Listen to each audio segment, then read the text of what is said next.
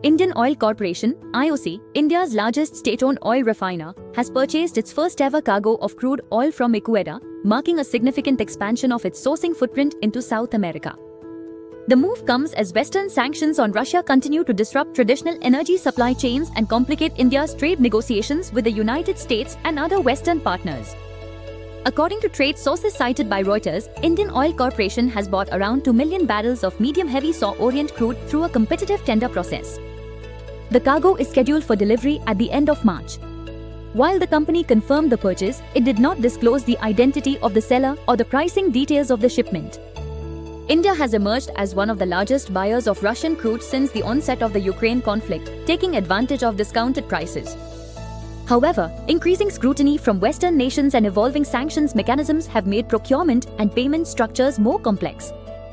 As a result, Indian refiners are actively diversifying their crude import sources to ensure supply security and reduce geopolitical risk.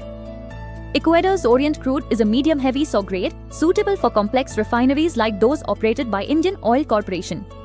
The purchase reflects Indian refiners' growing flexibility in processing varied crude grades as they adapt to changing global market conditions. This deal also signals India's broader strategy to deepen energy ties with Latin American producers. In recent years, Indian refiners have sourced crude from countries such as Brazil, Colombia, and Ghana, though Ecuador has remained a relatively new entrant in India's crude import basket.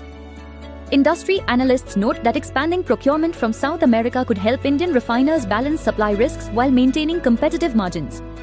However, longer shipping distances and freight costs remain key considerations.